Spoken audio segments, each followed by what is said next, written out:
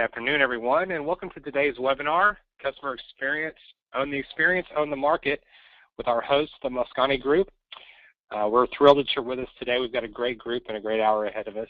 We invite you to submit any questions you may have for our presenter, Mr. Jeff Morris, via the question panel here in GoToWebinar. We definitely want to encourage participation and would like to get your questions for the end of the presentation.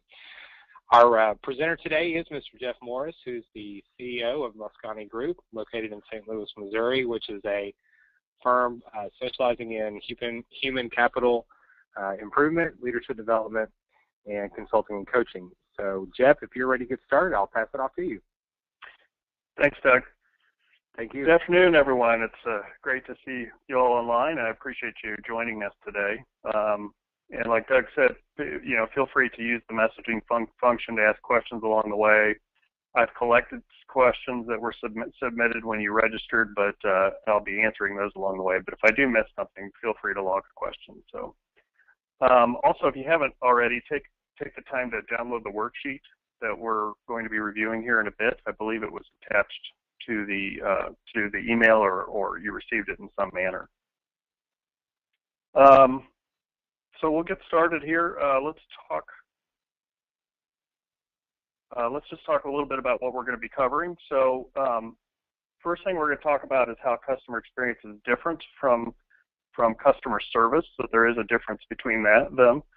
Then we're going to talk a little bit about the return on investment of customer experience, the key attributes of a customer experience organization. We're going to do a little evaluation of your company's current customer experience commitment through the lens of your customers, talking a little bit about what's important to them. And then finally, we're going to talk about the 3 steps to becoming a customer-focused company. So some of you may know a little bit about customer experience, or you may consider it customer service. A lot of people kind of use the 2 terms as the same thing. It's often referred that way, but you're gonna see here in a minute how those 2 are really different terms. They're related, but they're not the same. If you have a great overall customer experience, your customers will actually overlook the occasional misstep in your customer service. They'll actually forgive you those kind of minor things that happen along the way. My background is in advertising and marketing, and kind of understanding why customers buy. For much of my career, I was kind of troubled by the little-known secret of marketing, something that you may all have suspected all along. Marketers really have no idea what works. Much of it's trial and error. If you have a great customer experience, you can not only reduce your marketing expenditures, it can actually, make the money you do spend far more effective. So let's talk a little bit about why this happened, what's changed. Do you know it's only taken 10 years for 40% of the Fortune 500 to be replaced? Not 5%, not 10%, 40%. We've seen corporate giants like Kodak who completely disappeared, and in exchange, we've seen a simple photo sharing app called Instagram recently sold for $1 billion. So what's going on here? Well, there's a fundamental shift in our lifestyles.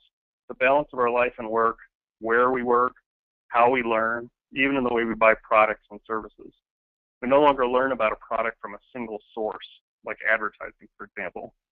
We learn about a product from everywhere. The internet's changed the dynamics. We read online reviews, we see others using products, we try products, and if we like them, we become more engaged. The customer has all power. Companies who fail to recognize this really have kind of become part of that 40%.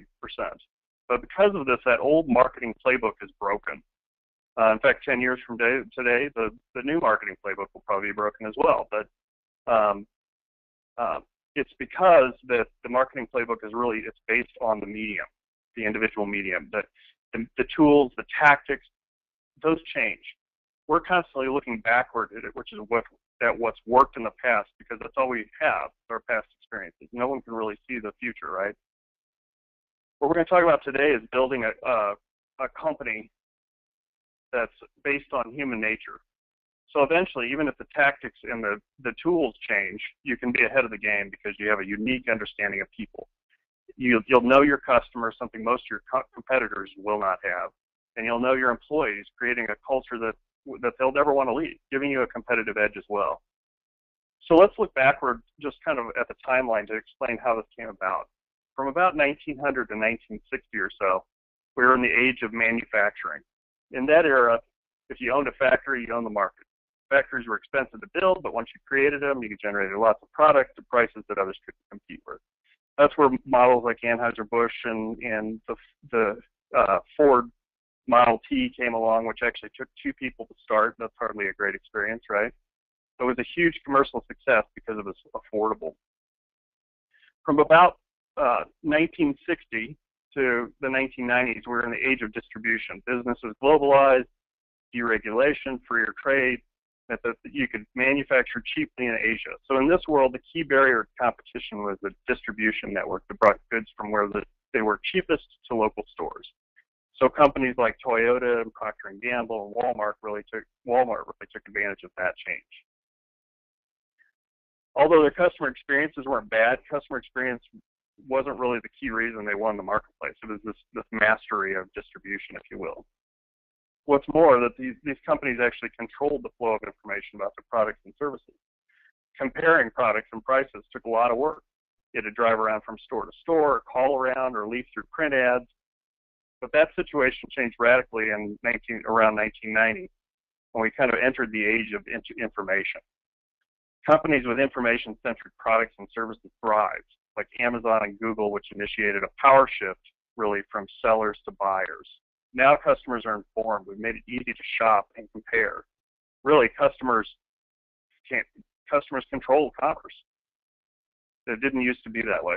So rather than fight it, the successful companies have really come to embrace it. They develop a culture that's centered on the customer.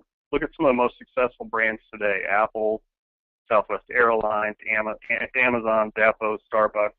When was the last time you saw a Starbucks commercial? It really doesn't happen very often. Although you do see them, I guess they kind of own the TV show The Voice, if you've ever seen that. They're all over the place. But because all of these companies have built brands based on delivering a customer experience. Notice I didn't say an exceptional customer experience. I just said a customer experience. So here's a little secret about customer experience. Customers don't really expect you to fall all over yourself. We all know the legends of the brands like Nordstrom's or Ritz-Carlton. I think we even really we may have a couple of our Nordstrom's friends online with us today. This wasn't by design, but we're thrilled to have them. But those legends are stories of extreme customer experience, like the famous story of the Nordstrom's manager who accepted the return of the snow tires, even though Nordstrom's obviously didn't sell snow tires. But we tend to believe these extreme stories because our individual experience demonstrates it. So here's why. I love Nordstrom's, and I'm not saying that because they're on the line. Do I buy all my clothes from Nordstrom's? No, I don't. But I am a loyal Nordstrom shopper. I talk about Nordstrom's. I don't talk about other stores. But not because of those legendary stories that you hear, but because of Joel. At my Nordstrom's, Joel Goldberg is my personal experience. You see, I hate to shop. It's an inconvenience for me. But when I visit Nordstrom's, I pick out a few things and go try them on. When I return, Joel has actually selected a few more items that he knows that I like, based on the items I took into the dressing room. So I have my own mini men's department that Joel has set up for me. He's identified my individual needs and met them right there on the fly. And he's been empowered to do so by Nordstrom's.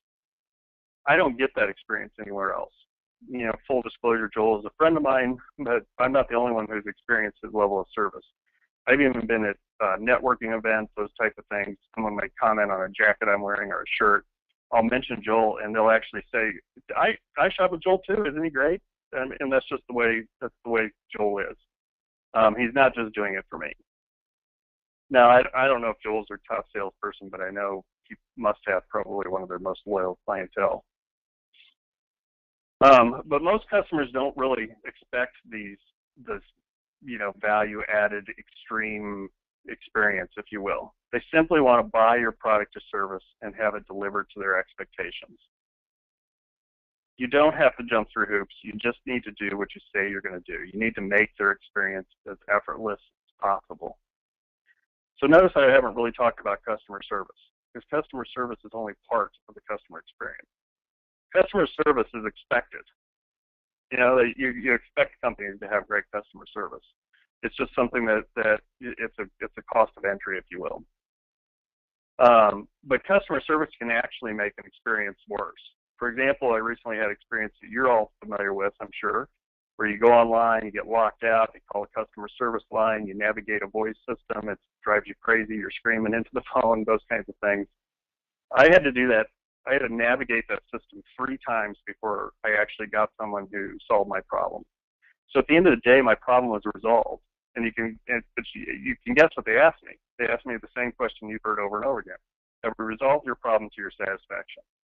Well, in the strictest definition of that question, you did, but my experience overall was terrible.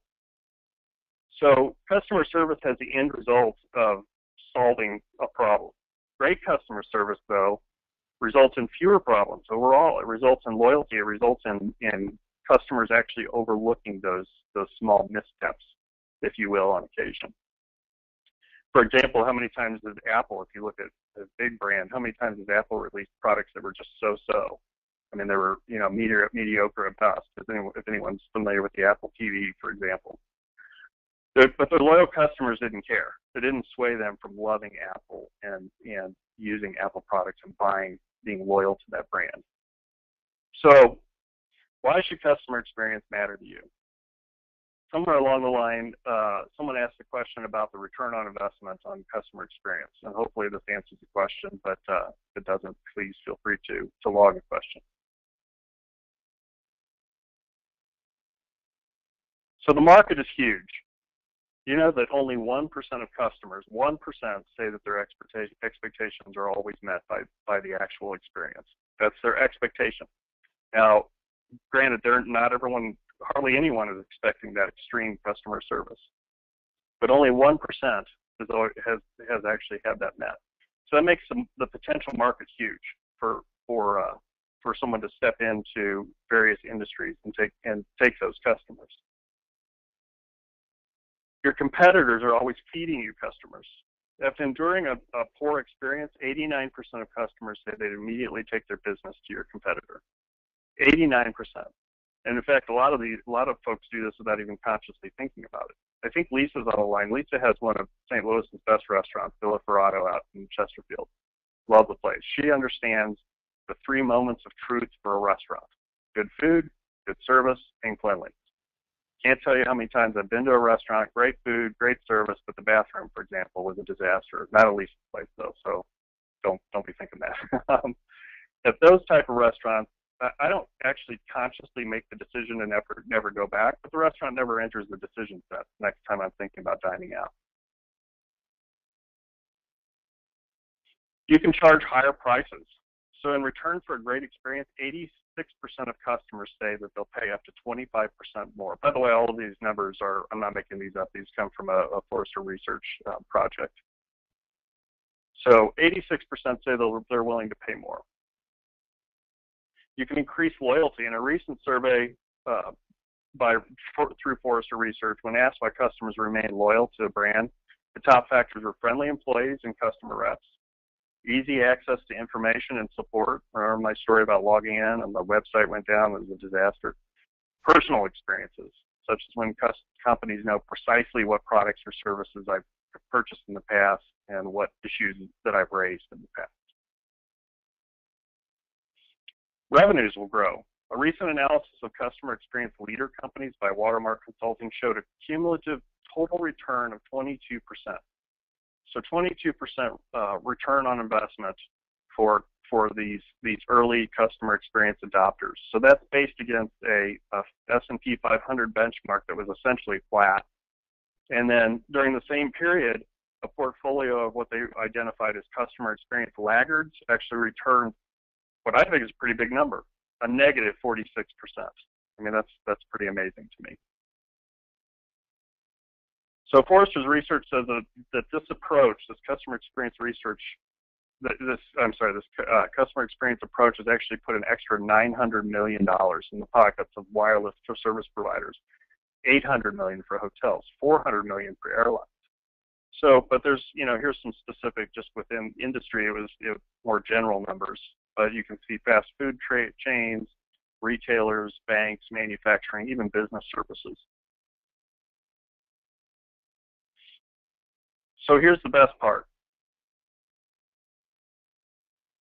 I can find cheaper clothes at other stores. I can find nice clothes at other stores, but I can't find the experience that I get with Joel at Nordstrom's. Your competitors can imitate your products. They can even compete on price, but they cannot imitate your personality because it's based on your culture and the culture of a customer-focused organization. So what is that? So customer experience focus requires a different approach. And this chart just kind of shows you the differences between the two different types of traditionals, the status quo approach, and then a customer experience approach. So how the customer interacts, we know customers' incomes, we know where they live, we know that they watch the Lifetime channel, right?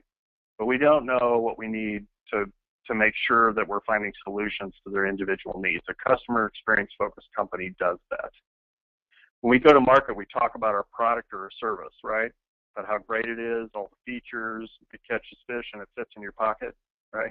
CX companies offer more than just products. They add services or digital interfaces. And a perfect example is Apple. It's got a variety of different products for every type, every corner of your life.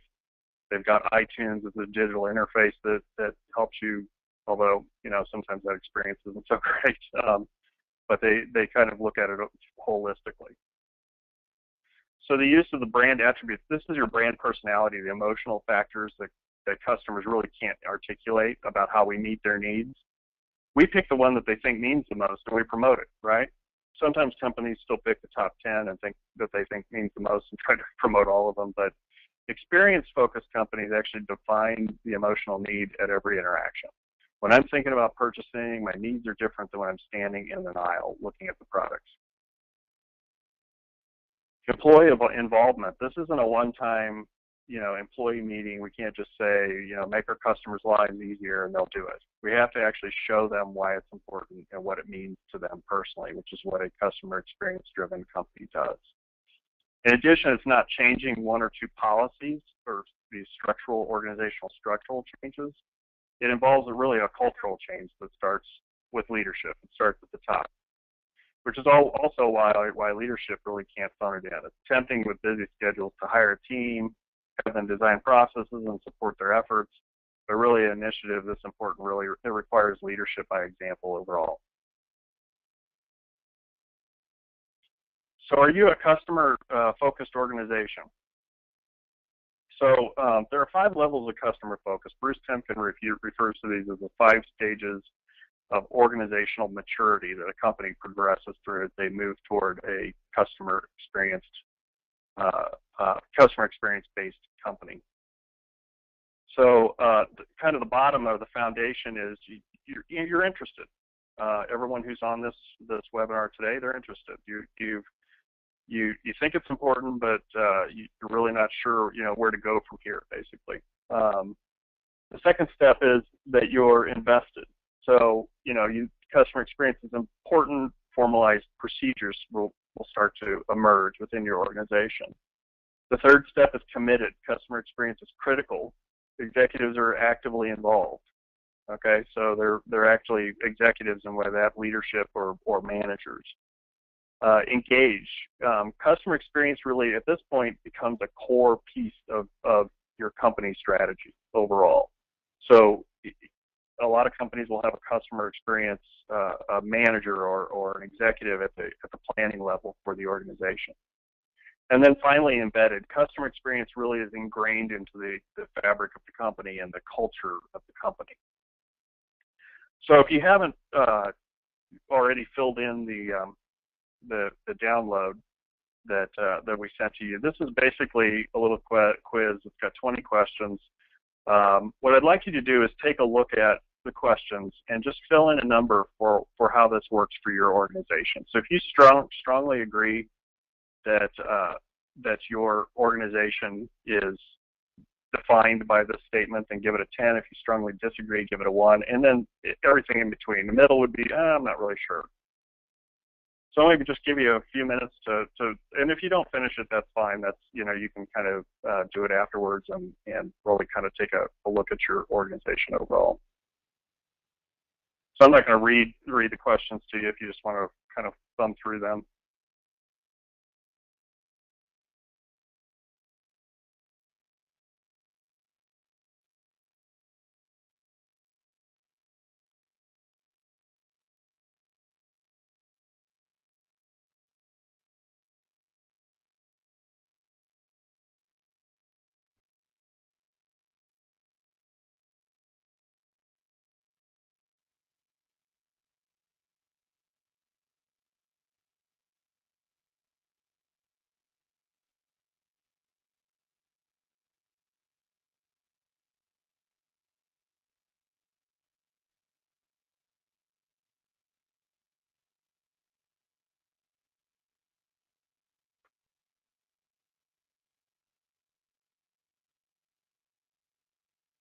So if you're so inclined, you can total up each section and then kind of give yourself a grand total overall.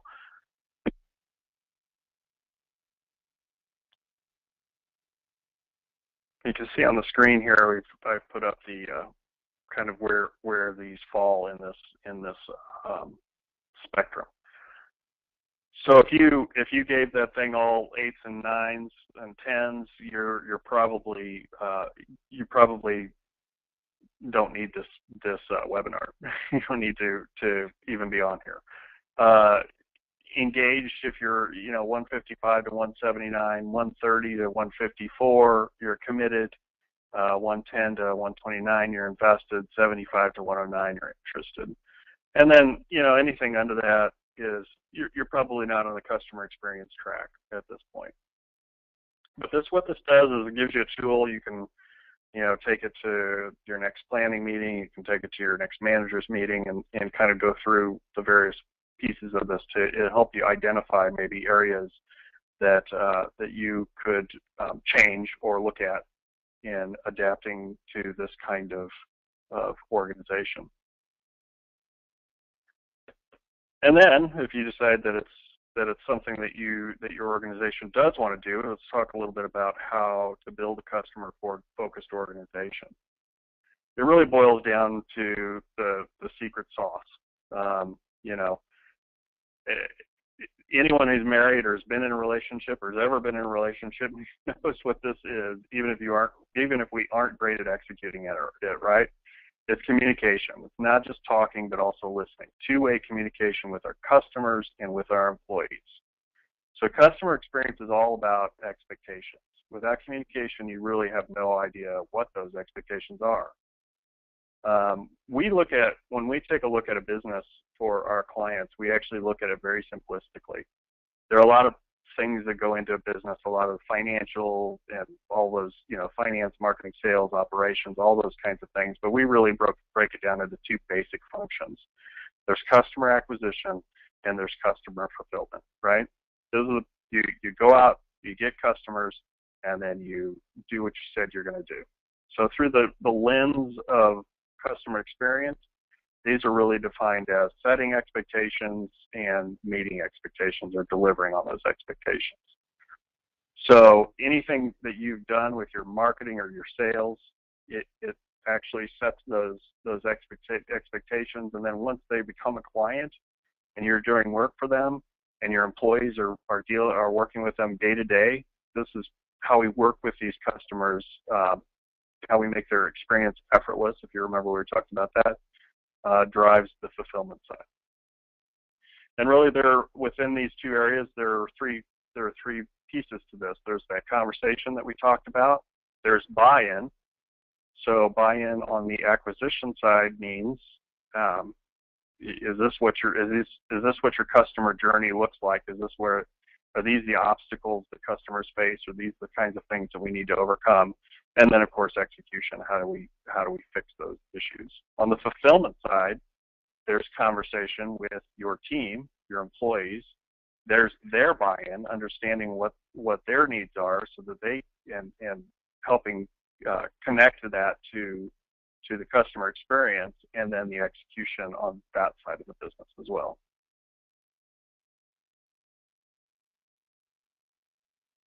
So when you think of this kind of spectrum from acquisition to fulfillment, there's basically the customers on the acquisition side, the employees on the fulfillment side, and guess who falls right in the middle? Leadership.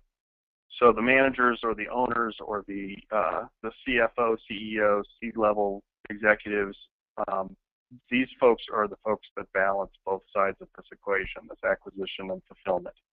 And really that's kind of where the process starts within the organization, is how do we define our culture, and how do we need to change it to make that happen. But I'm going to actually start with the customer. So on the left-hand side here, we're going to start with the customers. So first of all, step one is we have to understand the customers. We have to map their experience journey by really understanding what their needs are at every point along the journey. What is it that they needed to achieve at each of these points? Who their influencers are, what they say, what they do, the obstacles that they overcome, the cues that they experience that kind of prompts their current purchase habits.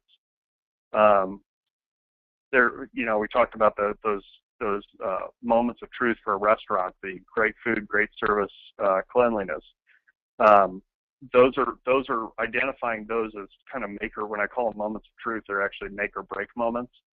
So that those are, if you go to a restaurant and the food's lousy, you probably won't go back. If the service is lousy, you probably won't go back. If it's not clean, you probably won't go back. Those are things that will completely destroy the experience. And there's things that can be overcome by just implementing certain processes along the way. Our sister company, Helix, has a great workshop that's focused on mapping your customer experience journey and identifying those key moments where you can blow the competition out of the water. You can kind of see this as a completed map, but you can see where it's identified that, that bottom line up there at the top of the page, that bottom line is where the competitors work, and the top line is where they work and how they've changed to change that experience along the way. And like I said, really kind of blow the competition out of the water. So step two, once you understand why your customers buy and what those moments of truth are for your particular business, you really need to understand your culture. Why are you in business? It's not just to make money, because that's the ends that you go to, but that's not the only reason that you're in business. What needs are you fulfilling? How do you build trust? What processes need to be designed and put into place? How do these new processes align with current organizational habits? I worked for a company long ago that had great processes in place. When those processes were followed, we created really great work. However, the organizational habits, the things that happened behind the scenes, really created an environment of distrust. The owner of the company, for example, had to be consulted for every decision. And it created bottlenecks, and nothing was actually happening. Nothing was moving forward. But that's exactly what ended up offsetting all of that. These organizational habits. There's the processes that we have in place, but really here's the way that we really get it done. We say we have these processes, but here's the way we really get it done. And a lot of companies have that.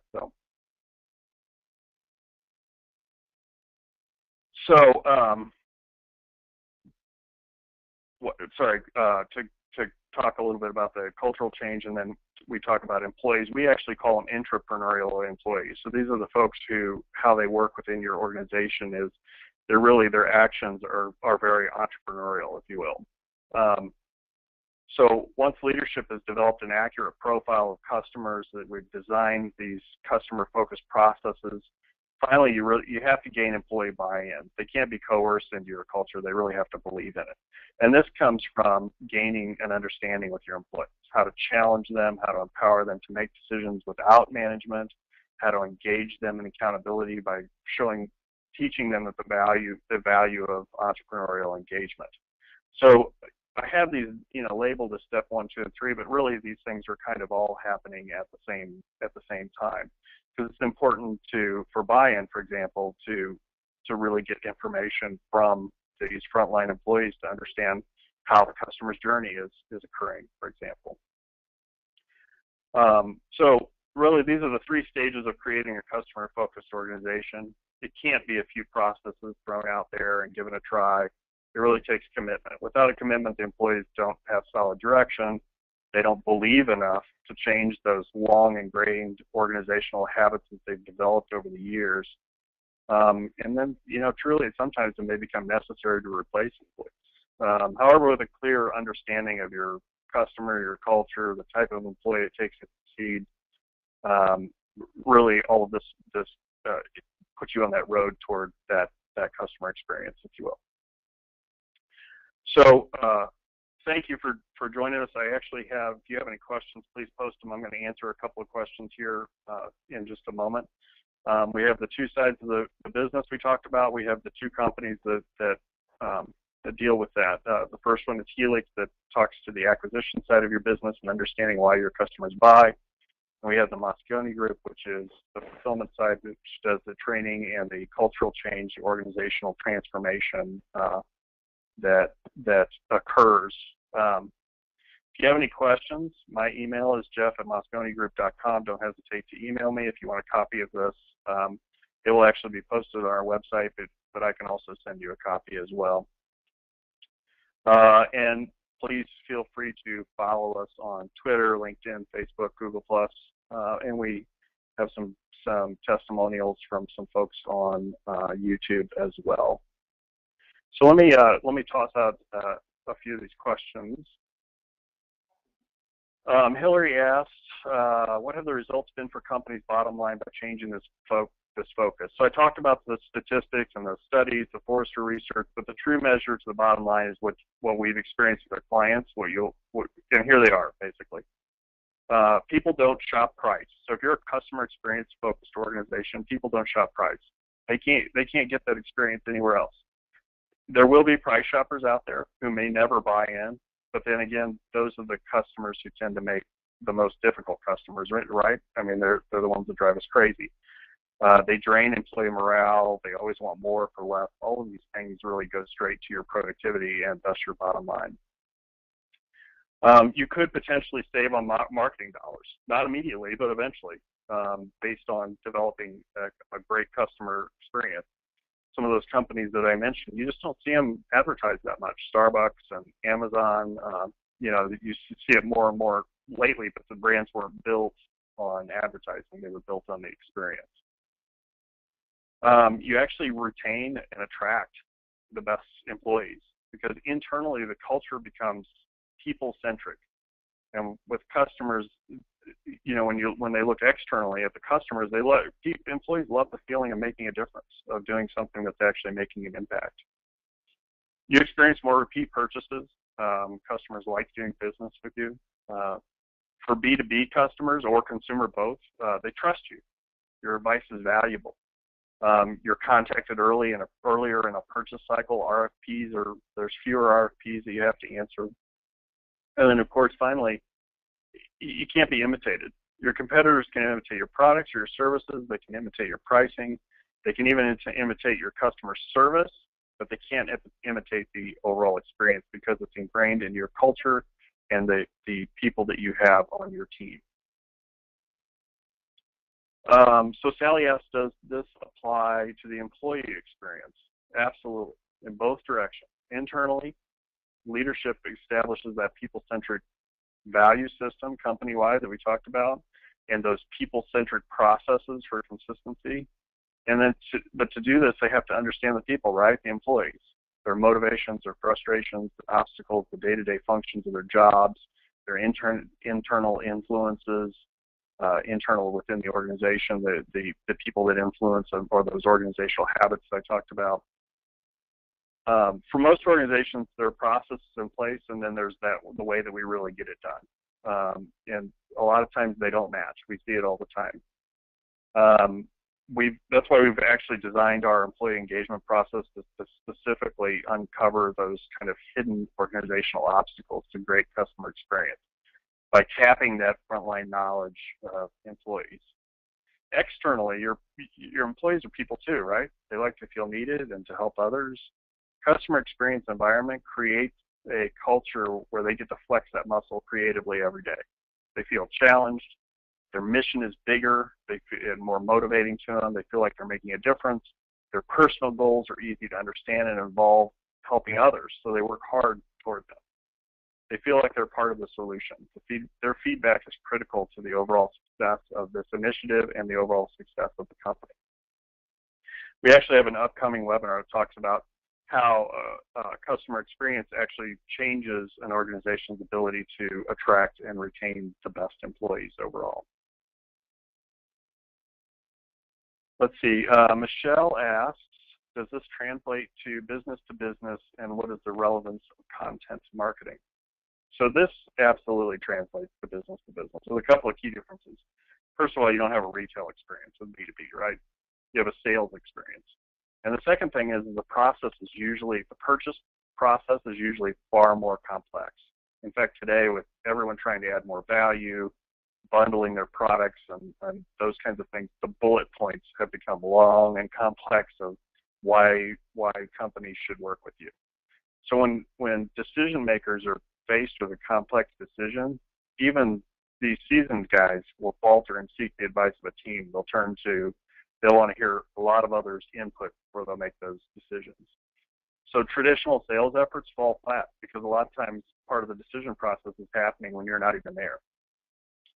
But a customer is a customer. So with the right training for sales and marketing folks, the complexity of the sale actually gives you far more opportunities to enhance their overall experience. And one of those is marketing, especially content marketing. We're in the process of scheduling also a webinar about our CX selling program, but I'll give you kind of the 30,000-foot overview here. So our sales process is based on educating customers. Okay, if you can educate a customer, you provide more emotional value. Emotional value can't be duplicated by your competition. It builds trust. If I teach you how to make all or part of your job easier, you will turn to me always and without fail. For example, we have a manufacturing client. They make fire trucks. They struggled with marketing. Nothing worked. Once we understood their customer's journey, though, we realized the decision maker for municipalities was almost always a committee. So the folks who were deciding on whether to buy a new fire truck or not was almost always a committee, usually made up of politicians, right? And they always turned to the back page of that RFP and bought the cheapest truck there. The project owner, the person who was in charge of gathering these RFPs, was usually a retired fire chief or an administrator. They wanted the safest trucks out there, which, by the way, were made by our client. So, and it's not to say that these decision-making boards, the city council or whatever, didn't care about safety, but a budget line item can be tied directly back to their decision by the media, right? It's more of a direct tie. So, and I'm not saying that they weren't, because like I said, they did care about safety. It didn't enter the equation when that final decision was being made. So, long story short, by shifting their marketing into an educational process about how to manage an RFP process, and then offering them tools on how to sell to committees, their sales have reached an all-time high. So, in other words, they don't market their trucks anymore. They teach their customers how to write RFPs, how to deliver RFPs, how to sell them up the chain. That entire process was driven by content and inbound marketing. So their marketing budget, I talked about the reduction in marketing costs. Their marketing budget dropped from over $1 million a year to about $75,000 a year. From $1 million to $75,000 a year. And they're posting record sales. Let's see, Marcy asked, what's one way we can change our behavior today for a big return on investment? So there's probably not one single way, but one point that I'd like for everyone to walk away from this knowing is that you have to make your customers' life easier. It has to be effortless. Not by you or your team working harder, but by creating a culture of problem solving and these processes that make sure those key moments of truth are consistently delivered. And that takes us to the first two initiatives that we talked about. We have to understand why customers buy. You know, even if you're seeking corporate support for a nonprofit, understand why people support organizations like you, why companies support those organizations. For B2B, understand what their process is like the fire truck company, to understand what, you know, how that RFP and what by understanding their journey, their motivations, their frustrations and obstacles, their influences, you can develop something that makes their life easier. And then, of course, changing your culture. You got to train your people to be problem solvers, hire prospects based on their personality and their motivation, and then train for skills. Reward people for trying, even if they try and fail. So those are, I don't know if anyone else had any questions. Doesn't look like I have any others posted here. But I appreciate your time today. And again, if you have any questions, feel free to, if you think of something afterwards, feel free to shoot me an email and let me know. Thank you, everybody. I appreciate it.